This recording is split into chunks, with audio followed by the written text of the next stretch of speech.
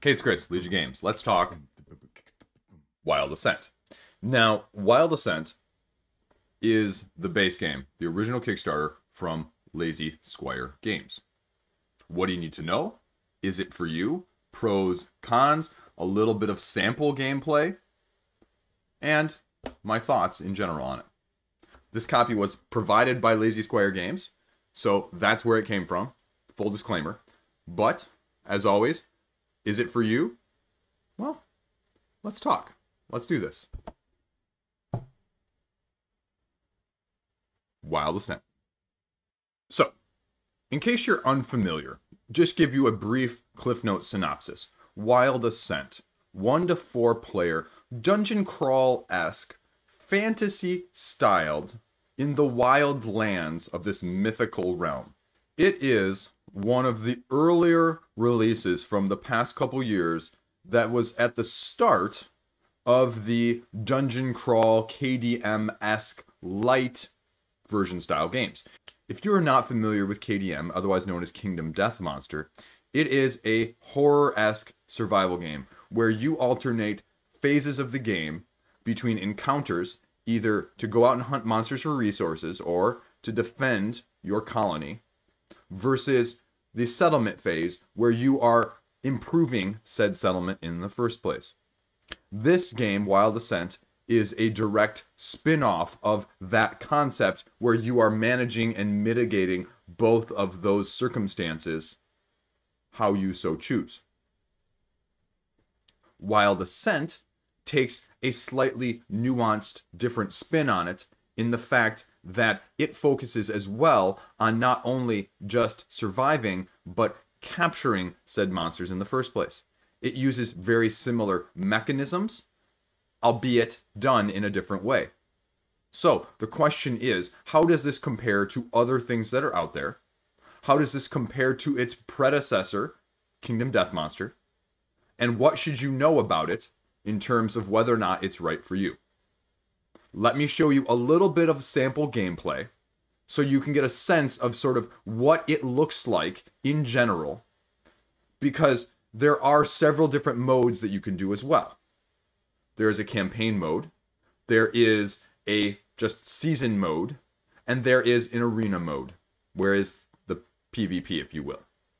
So you have your option to choose from all of those. I'm going to show you a little bit of the just player versus environment, and then I'll let you know my final thoughts.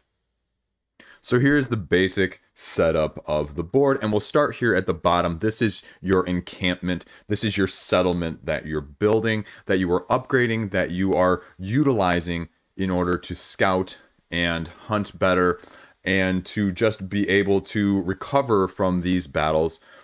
Because one of the main differences from a lot of the other situations, dungeon crawlers, even Kingdom Death for that matter, in a slightly different way. Kingdom Death, where you're taking hits and you're taking hits to body parts and you can mitigate that with armor. Well, in this game, your characters, your seekers, are coming back to this encampment and they have these 5 various areas in which they can do. Now, at the beginning of the game, you get to take the barracks, and this is right here is just to mark the level of it, because you can level these up as you go. So level 1, level 2, level 3. You get the barracks automatically, and then you get to pick 2 of the any other 4 that you want to start out with. And so I have chosen down here the creature pen, and down here the temple for better healing. And why am I pointing that out right now? Because the damage that you take from the encounters, from the battles, it is just where it's at. And so if your healing is subpar, you are then being forced to use more of your select actions that you have during the encampment phase to heal. And then you're trying to balance, okay, well, if I'm healing, well, I'm not able to get other things done. Building items, building weapons, crafting in that sense, selling some of the creatures that I have captured, or frankly speaking, just hunting for more resources because you don't have enough resources to build those said things in the first place. You can barter, you can purchase, Or, like I said, you can upgrade those buildings, and the higher the upgrades, the better the rewards, the better the capabilities of said buildings in the first place. Now, knowing that creature capturing is a main key to this game, I also said, you know what, I really want this one right now. And the nice thing about it is, in the lower right-hand corner here, right here, if you can see, it runs you through all of what the actions are and how many actions it costs to do said activity. Because all of activities are not equal. And this is where the tricky part comes in, because you have a team of 4, and each of those 4 seekers has 5 total actions.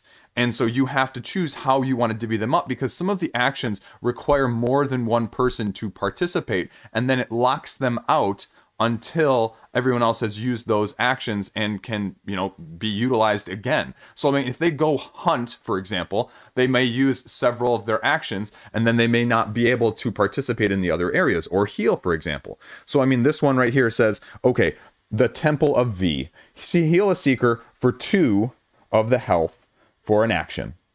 Maximum occupants, though, if you have level 1, it's only 2 people. So again, you're going to have to mitigate who's there when, timing-wise.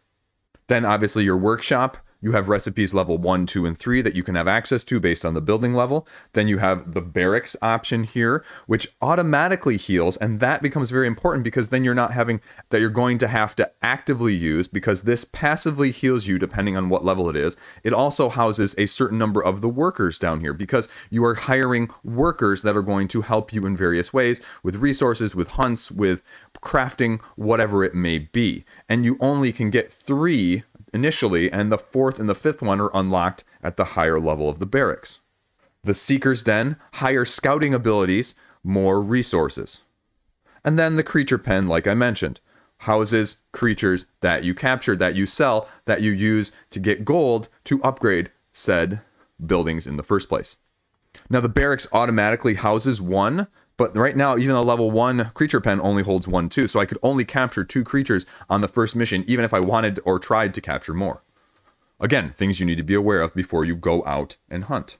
But that is essentially the gist of the settlement, in a nutshell. Here you can see all of the various workers that are there, and these are all, let me be very clear, unique workers. So they all do different things. Now, again, this guy allows you to craft a potion of cloaking. This blacksmith allows you to get the crafting for heavy shield. So, I mean, there's all sorts of stuff. Trader here.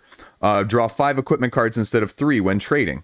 When purchasing, choose 1 required resource. That resource is no longer required. So, I mean, again, the variety, the asymmetry is going to cause you a little bit of consternation. In a good way. So now we're going to shift over to one of the actual, you know, cruxes of the game, right? The wild ascent, journeying out, scouting, fighting creatures, capturing them, the context of the battle, the maneuvering, the line of sight, all of that stuff. That's really the meat and the heart of the game. I've just taken this completely randomly, so no spoilers in this, so just so you're aware. So I've got 4 creatures down here, I've got their miniatures, and then I've got my 4 characters over here just sort of on the right side of the screen that you can't see fully, that are kind of out of sight. Now, first thing you need to know is, again, health points. So going across here, you have the Lava Fiend with 10, the Stormcaller with 18, the Griffin with 10, and the Demon Wretch with 15 as well. So it's a little bit hard to see in the bottom here, but you can see it echoed on the outline of the whole board is this number track. And these little representations of the monsters go according to where they are on the health track. So you are just keeping track that way alongside of things. And now you'll occasionally have people that are on the same one, like the Griffin and the Lava Fiend, but you know, so be it. But they also recommend, that's why it goes all the way around, and on the top side of things here, out of camera on this end of things, there is another one of similar tracks from 0 to 32 that you can put the heroes so that you're not having too much, you know, conflaggering or mishmashing here on the side as I do with the Lava Fiend and the Griffin already. So you're not trying to stack like 3 or 4 here or stack them up. It just it makes it easy that it's all the way around. And as things take damage, I mean, all you do is just slide them down accordingly. So it's very simple, very straightforward, very intuitive there. You don't have to have a separate dial or mechanism or health marker. And depending on the scenario, I mean, these things are set up anywhere from, all on one side of the river, or even on an ambush where, there's 3 of them over here. And then, one of the guys is over here and you have to rescue them. So, I mean, it just kind of depends on what the setup is like, just to give you an idea of some of the variability, because, I mean, there is some thematic incorporation.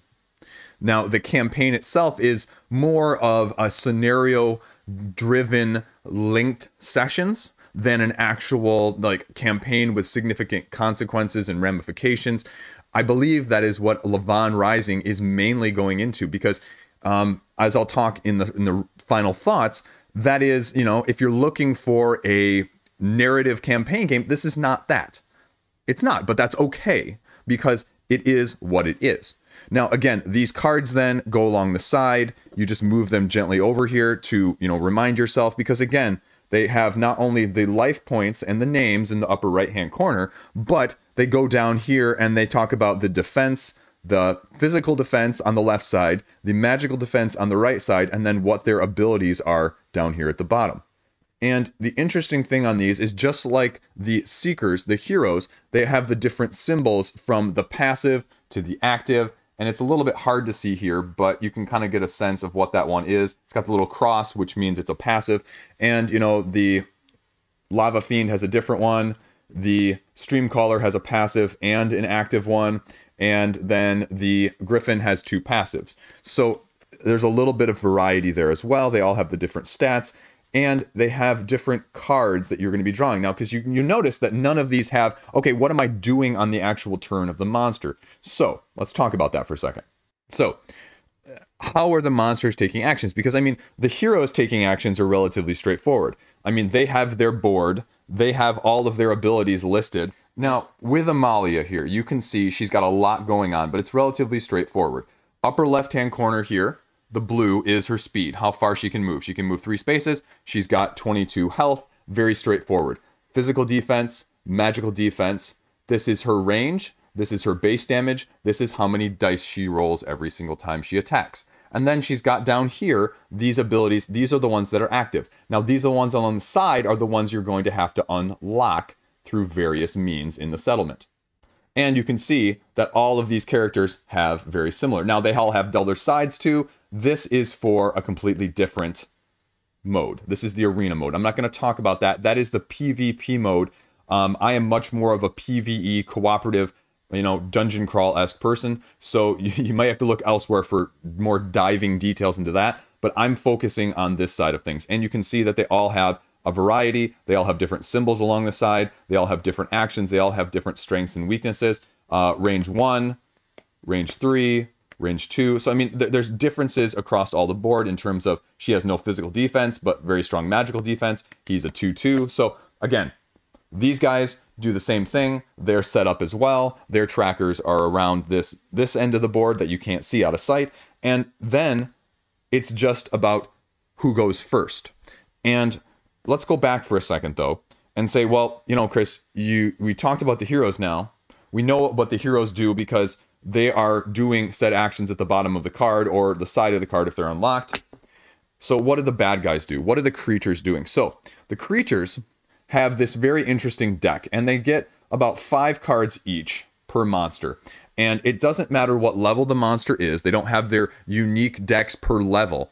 But the cards themselves are more adaptable in that sense because the cards will, and this is the notation you got to get used to in this game, is they will range on whether it is a level 1, a level 2, a level 3. And we saw that a little bit with the buildings, right? When there was the little symbol in the lower right-hand corner that I mentioned, there was the slashes. And so the first slash is level 1, the second slash is obviously level 2, and the third slash, well, if you can't figure that out by now, we'll talk afterwards. But so say for the Griffin card here, we'll take a look at this one. So for this Griffin card, it's very self-explanatory. It goes towards the lowest physical defense creature that it can, enemy, and then if they're equal, it goes to the farthest one away. Then it has flying, which is a special type of speed, advanced 3, so that's its range. And then it does a physical attack, range 1, and it does 4 base damage, that's what BD stands for. And then it has 2, 3, or 4 attack dice, depending on the level. So level 1 that we're fighting Griffin here is 2 attack dice. So 4 damage plus whatever you roll on the dice. The dice, I get my 2 die here. Okay, so good example here. Blank, well, self-explanatory. This is the special action. So if there was a special ability that the Griffin had on his card, I would be looking at the Griffin going, okay, what does the Griffin do when its special is activated? Now, if you remember, we looked at the Griffin. The Griffin only has 2 passives. One is Agile. After resolving an instant card, which is what these are, resolve it one additional time. Agile may not activate from Bird of Prey. Now, Bird of Prey is its other passive ability. Bird of Prey is a Griffin downs its target, resolve an instant card 1 additional time. So it's not allowing you to chain those, essentially. But it doesn't have a special. So, unfortunately, we don't have any special attacks with these guys. The Streamcaller and the Lava Fiend both have, reactions on defense actions. So, assign 1 damage to adjacent attackers. And this basically immobilizes and retaliates and does more damage back to you if you attack him. But it's only range 1. So, again, knowing what this one does is important. But now, in this case, with the special, it also deals 1 additional damage and activates any power, and the sword just does 1 additional damage as well. But this is not like, if you're familiar with the Simon sort of dungeon crawls, this is not an exploder die, if you will. It's not like, oh, you rolled special, roll again. No, it's not that. And then comes the other different aspect of this game, because otherwise you're looking at this, Chris, and you might be going, what's just going to stop me from moving my guy right here? I have more health than him. I am just going to blast him away because I'm rolling dice and my attack does this much damage. Whatever. No big deal, right? Well, think back, to what I said about the settlement. You are having to heal afterwards. So if you sit here and slug it out with this guy, well, frankly speaking, their attacks are stronger than yours. Their base damage on a lot of these creatures is stronger than the base damage on a lot of these guys, especially at the lower levels when they don't have their higher abilities. So if you sit there and slug it, you're probably going to win. Especially if you don't roll like I do, because I tend to roll heavy on the creature side of things, and my creatures and my heroes get knocked out all the time. Anyway, but if that happens, that is what's going to happen. You're going to get knocked out, and it's going to take a lot more to heal because they come back. Yes, they come back alive, but you saw that the settlement only heals passively at level 1. The barracks does 5, and each action only heals 2. So if she has, for example, 22 health, which is what she starts off as, that's 5 health, 6 because you start back with 1 health, but that's 6 up to 22. You're talking still a difference of 16. I would have to spend 8 actions to get her healed. Well, I only have 5 actions, right? So I couldn't even get her fully healed if she gets knocked out. So then you're going into the next battle with someone who is wounded and not able to sort of keep up, and then you're going to have to protect her. Then you could be looking at a numbers situation. So you can see this is not just some of my other favorite dungeon crawlers where it is literally just like a slugfest, like the Others or Cthulhu Death May Die. There is a definite disadvantage to treating this like a slugfest as you would a la D&D. It definitely requires more of that, where you have, okay, she's ranged. Okay, he's ranged. I better use that and utilize that, because also you saw some of those retaliation abilities are range 1. So if I'm attacking this guy from farther away, I'm not going to take that retaliation damage. Now, this guy's going to fly across the board and try and wipe me out anyway, so that's what I'm going to have to be careful of. But maybe I'm going to let my armored guy over here go closer and take it out. So that is what you need to be aware of. And what you're going to be doing is you're going to be alternating. All 4 Seekers are activating, then the monsters are activating. Then Seekers activate, then the instinct card activates. And back and forth until either all 4 Seekers are downed, or you either capture or kill all creatures. Now, I didn't talk about the capturing, and that's a very important element. And let's talk about the capturing here for a second. So this is where a little bit of gaming the game comes in, and you just need to be aware of it more than anything else, because a la KDM, if you've played Kingdom Death Monster in the first place, there's a certain gaming to it in terms of how you're targeting, where you're targeting, what specific resources you're going. And capturing is a little bit in that sense, but it's also a little bit different. Because the main thing you need to know and remember first is that you don't have to have, it's not like Pokemon where, you know, you got to have the health bar down to like, you know, barely a fraction of anything and you can't see anything, and then you throw the Pokeball and then you're going to have a better chance of success, right? Well, in this case, you just have to have 2 hunters. So we'll use the Griffin here. We'll move everyone else aside so there's no clarification needed, and we'll actually put it even down here. We'll make it very front and center. So the Griffin sitting down right here. Let's say I've eliminated these guys, or they're over here. Who cares? We'll put him here, and we'll put here. Now, why is that? You have to be adjacent, and you have to have the number of seekers plus 1 to the threat level. So as I've already said, all these creatures are threat level 1. And in case it wasn't clear, that also is straight on these cards with this little dot in the middle. So 1 dot, 2 dot, 3 dot. So obviously the stats are different on the higher levels and the abilities will change a little bit too, potentially. And so what you're doing is you have to get that many seekers adjacent. And so in this case, I have 2 seekers adjacent for a level 1 monster. So to initiate the capture, you use your action while adjacent to the creature, and you just put one of these tokens on the board. It's one of these green little wire things. They've got chains and they're grappling onto the creature, right? And so at the end of the seeker's next activation, they take 1 damage. And then you flip it to the opposite side that says captured. You must continue using your action, and you take a damage every single time you activate until the creature is fully captured. Because I need this other person on this side to be doing same thing at the same time. Otherwise, this person, although they're not really, you know, part of the battle and part of the fray, they're still taking damage every single round. That is irreducible. If they do something else, or if they're knocked out, well, obviously, you know what happens. Then it is the same thing regardless of if it's 2 seekers, 3 seekers, or 4 seekers. The creature, though, and this is the good thing for the heroes. The creature cannot activate, retaliate, or summon while at least 1 of these capture tokens is on it. If you draw one of their instinct cards, if I drew a Griffin right now, for example, then you just get 1 damage to each of the seekers additionally that is trying to capture it, but you don't do what's on the card. So it's better than what would have been probably on the card in terms of damage in that sense. When all of these equal how many you need captured side up, it's captured.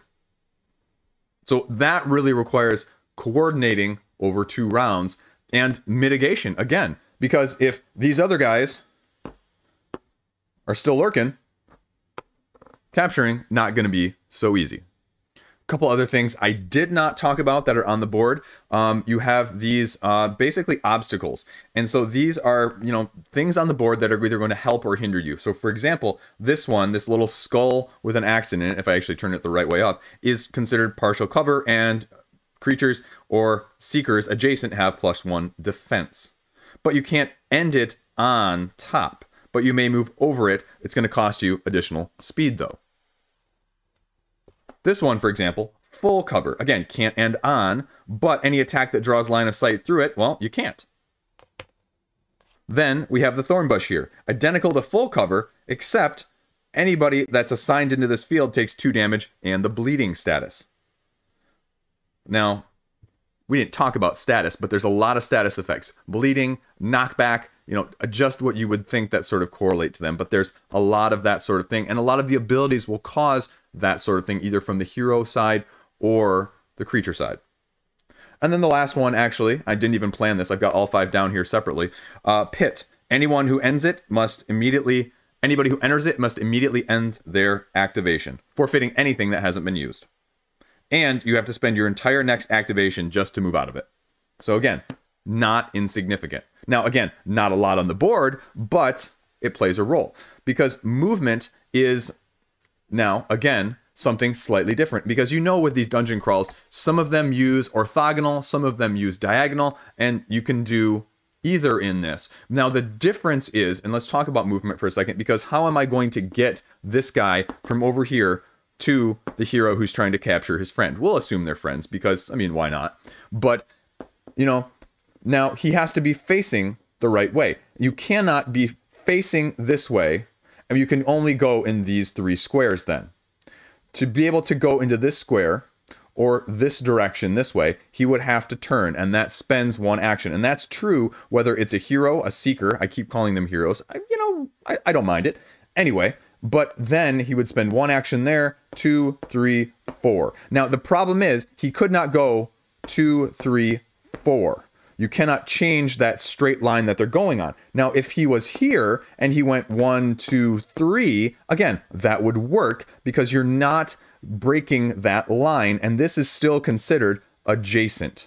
Now, again, if he's facing the right way. Now, again, if my hero, my seeker, is facing the griffin, the other thing you have to be aware of, in just like Kingdom Death Monster, there is a penalty or a bonus if you are attacking from behind. You do 2 extra damage. So not only do you need to be aware of that as someone fighting a creature, trying to sneak up on said griffin to knock out the griffin or to capture it and get it down low enough so you can do so, but, you know, this guy might come up from behind you and attack you and do additional damage. So again, it's being aware, and that's why the capturing, although it seems easy because, you know, all you have to do is get him down to less than half health, not as simple as it may seem, because as big as this board also looks, as I just mentioned and showed, especially with the ability to move diagonally across these areas, they cover it very quickly when these monsters or creatures have speeds of 3, 4, or even 5, or you run into the griffin who has fly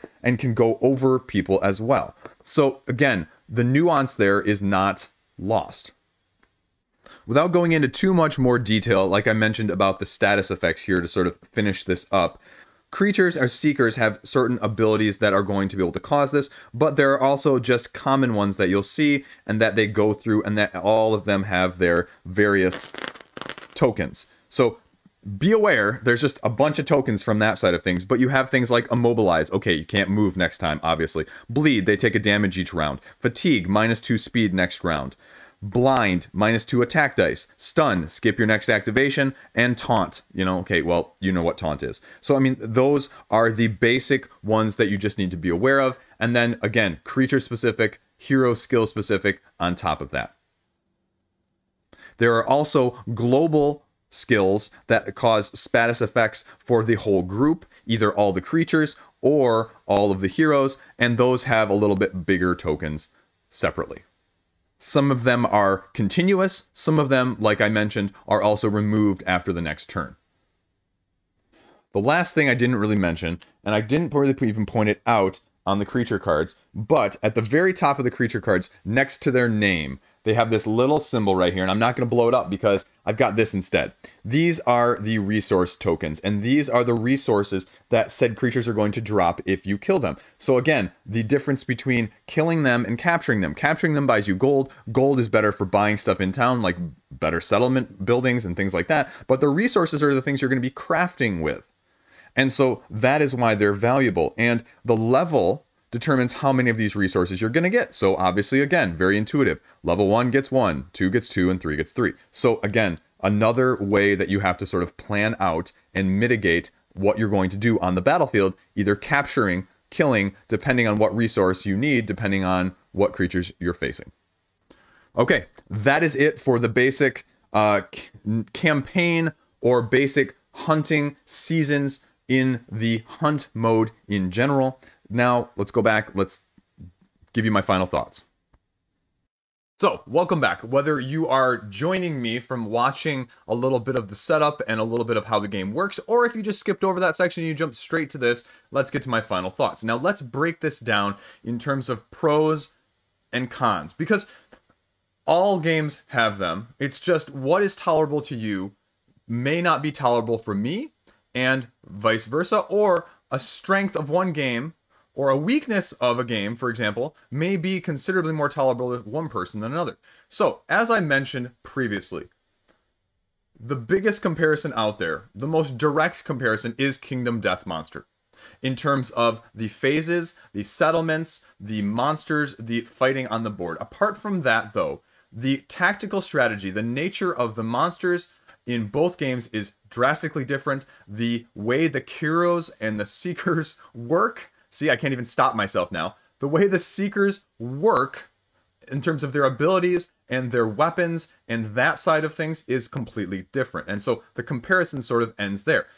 And first up, big pro, is that this is not going to cost you the arm, leg, and half of your spleen that Kingdom Death Monster is. Now, Kingdom Death Monster is going to have this much more stuff, but to be very clear, Kingdom Death Monster is a very brutal game. It is not designed to be won the first time through. It is not designed to be won the second time through. It is a gamer's heavy dungeon crawl game that rewards having only played through it several times in a row so that you can start manipulating what you need to do. And so that is very appealing to a certain crowd as well, but that is also not very appealing. And this is much more of a streamlined, easily accessible, easily explainable version of that for a lower cost value, even with what the cost value was on the first Kickstarter and what will be on GameFound's upcoming Lavon Rising.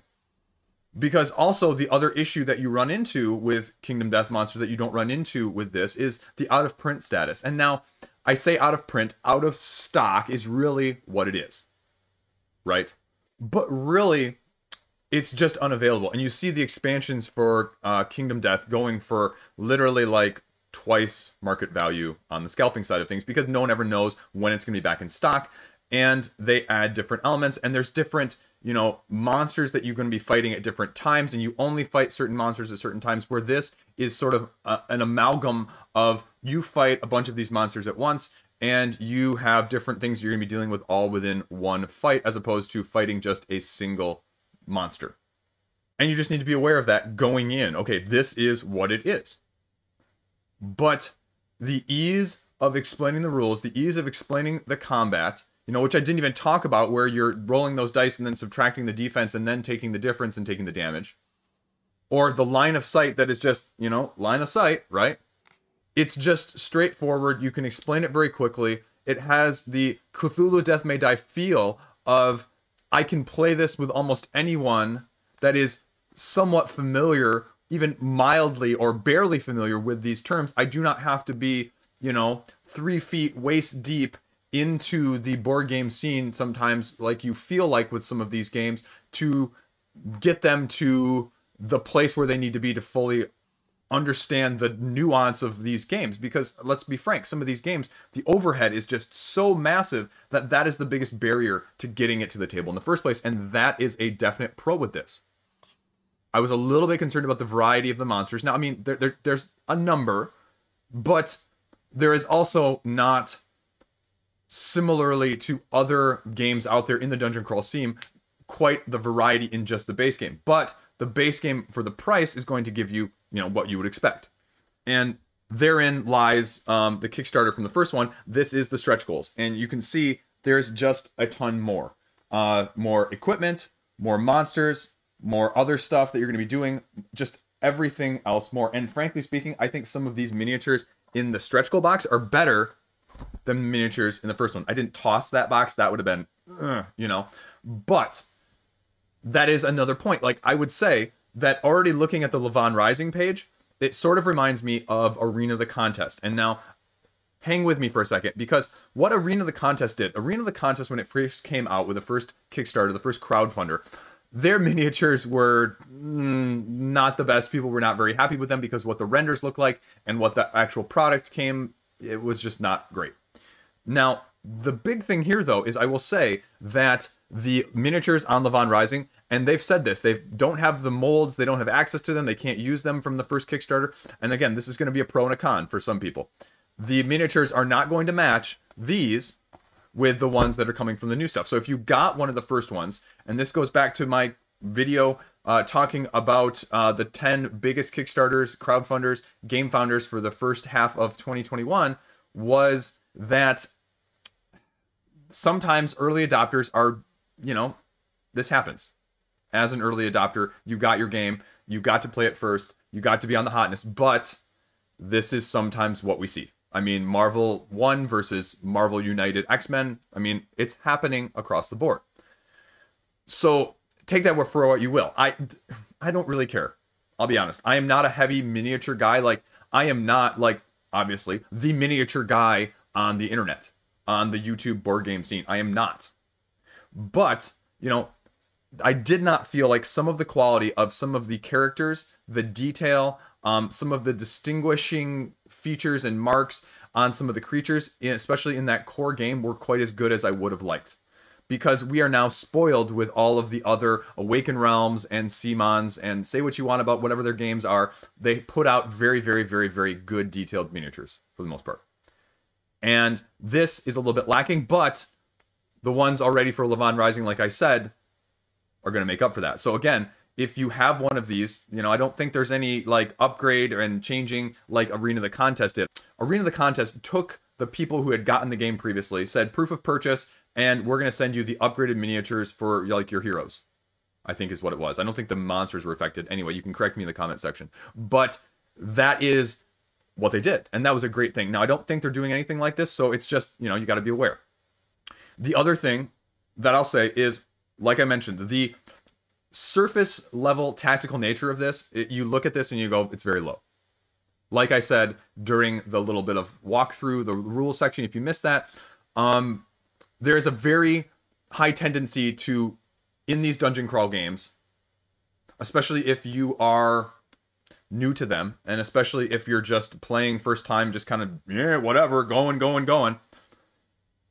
to just do like the D&D where I walk up to you, you walk up to me, and we just slug it out, and I have more health, and I have better stats, and I just knock you out, and I win. If you do that in this game, you're going to really pay for it, because healing does not carry over. You not automatically get re-energized. You do not automatically get healed at the end of the battle. It's going to cost you significantly, and you really, frankly speaking, especially at the beginning of the game, you can't heal yourself all the way back up if you get downed or knocked out.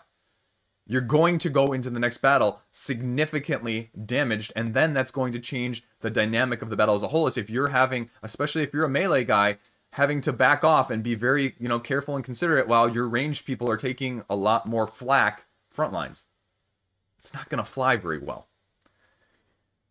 Another pro or con, I mean, this game is not as hard soloing this game as it is with some of the other games I have played. I mean, there's a lot of parts, there's a lot of nuance, but with those character boards, with those abilities, it is not overwhelmingly difficult like I did with Deliverance, like my other one, Stygian Society, if you haven't checked that out, where you are soloing it and they're just, you get ability after ability after ability that are nuanced here, nuanced there, and you're trying to remember, okay, do I do it here? Do I do it there? When does it apply here? When does it apply here? That's not really the case here, so it's a little bit easier to manage. But the downside of that is, like I said, is unlike some of those other games, it doesn't scale. You can't scale this game. You are playing with 4 Seekers, period. So you're going to be best off with a group of 2 or 4. I mean, yes, you can do it with a 3, and you can, one person has 2. You know all that, but 2 or 4 is going to be the ideal number in this situation. So you just, again, need to be aware. But it is, I will say, a better solo than some of the other ones out there, because the cards, the abilities, the actions are a little streamlined. Now, the biggest challenge, I think, would be doing that settlement phase, trying to keep track of everyone's 5 actions and doing it that way. But, I mean, you could also do it. I mean, if you're going to do it, you can do it. Now, again, the other thing I will say about this one itself, as I mentioned, if you missed it, if you skipped over that part, I'll reiterate it again. The campaign is just these loosely tied scenarios wrapped together. So it is not a big narrative campaign-esque style game. If you are looking for that, you need to look elsewhere. You need to look at your Madara, and you need to look at your Tainted Grail. You need to look at something like that, Sleeping Gods, whatever your preference is. But if you want some scenarios, some additional scenarios that you can run through that, you know, don't have to think about, you know, that you can just set up straightforward, it gives you a little bit more of a solid basing if you don't just want to do randomization like you can do in some of the other situations where you're pulling creature cards and then you're choosing the one when you're scouting and doing your scout action and choosing who you're going to be going after next. Now, again, I didn't go into a lot of that because, I mean, this is not a rules video, but again, it's something that you need to be aware of. Now, Lavon Rising is going to be just that. So if you're looking for that, the question is going to be on the Lavon Rising campaign, what portion of that can you get, and can you get it without some of this stuff? Is it going to be standalone? Is it going to provide the gap? How integratable is it going to be? What is the balance going to be look like? Those are the bigger concerns I have whenever the second iteration comes around. Because as you see in video games all the time, power creep, right? Where the second, the third, the fourth, they have to make it more appealing to the big spenders. And so you have to put out things that are going to entice them to spend. And you have to put out better things as time goes on. And so the power level, the overall power of it just sort of starts to do this. And I'm not saying that that's what's going to happen here by any means. It's just, you know, with that much more stuff, as you see with Lavon Rising, the balancing just becomes more of an issue. And so that's true of any game. That's nothing unique. And that is just always my biggest concern. Is one of these going to be massively overpowered? You know, the other game I mentioned earlier, Stygian Society, there's a couple powers in there that are just clearly a little bit too strong. And once you know that, I mean, you can play a little bit to that. Now, again, this is not going to be the most balanced game. This is a pro and a con. I mean, you saw, or didn't see, depending on if you watched that part, the die rolling. And sometimes, if you're like me, you roll poorly for yourself and you roll like gangbusters, like you're in the casino and you're on a hot streak and you're rolling everything but blanks. And if that happens, sometimes there's just not a whole lot of mitigation you can do. I mean, it doesn't matter how much equipment you have, how much some of these abilities have. If you just roll poorly, I mean, it's rolling dice, folks. It is. Now, again, having those abilities, having some of those equipments, you know, yes, yes, and yes. But it's ultimately still, it is what it is, dice rolling. Now, there's a lot less of it in that sense than some of the others that are pure, you know, D20. I roll this and, you know, if I roll high, great. If I don't, well, I'm just going to not do anything. You're doing damage each time, so you're not missing if you're within range. So, I mean, that is an element of things that, again, you don't need to necessarily worry about. It's not like I swing and I miss. Like with Kingdom Death Monster, even if you hit, you can still not do damage. So, that is a pro and a con all wrapped into one. So, where does that leave us? I think this is a very good game. I think it's also not going to appeal to everyone for those reasons that I mentioned. And that's okay. I think this is a solid 4 out of 5. And what, again, I mean by that is that this is going to stay in my collection. And it's going to stay there because all of those things that I said about it being easy to play, easy to get to the table, easy to do a one-off. You can do the head-to-head PvP if you want, but you don't have to. It's a separate element of things. It doesn't feel like you need a whole separate scheme to do it, but it's there in case you want it. And if you want more of the campaign, well, you need to check out Lavon Rising then and see what that brings to the table. But if you don't mind dice chucking, light amount of chaotic fun with a different AI system that is targeting people based on their stats rather than their necessarily proximity, which is what we're sort of used to in that sense, that gives you a little bit different feel, that is surprisingly tactical, despite first glance, you check out Wild Assent. Now, price point is going to be a whole nother matter. You check out the new page, it's going to be costly. And again, with these types of games, what are you looking for? Low overhead, campaign, the best miniatures, you know, the best story. Are you looking for diceless combat? Dice full of combat? You know, what do you want from that side of things? And this one falls a little bit squarely in the middle. You know, it's definitely not at the zombie side end of things. It's definitely not at the Kingdom Death Monster side of things. It incorporates a little bit of both in the sense that, you know, you've got the die rolling, but you've got the settlement in the encampment and the hunt phase. But it's not the laborious nature of, you know, Kingdom Death, but it is also not nearly as streamlined as your Cthulhu Death May Die, or, you know, the others, or that style of game in the zombie side-esque, you know, half of the spectrum. So, if you're looking for something middle ground, this is probably worth a fancy. There you go. That's it. Let me know what you think. As always, thanks for watching. Thanks for putting up with me. Thanks for clicking. You know, it is what it is. Have a great day. Stay classy. I'll see you around.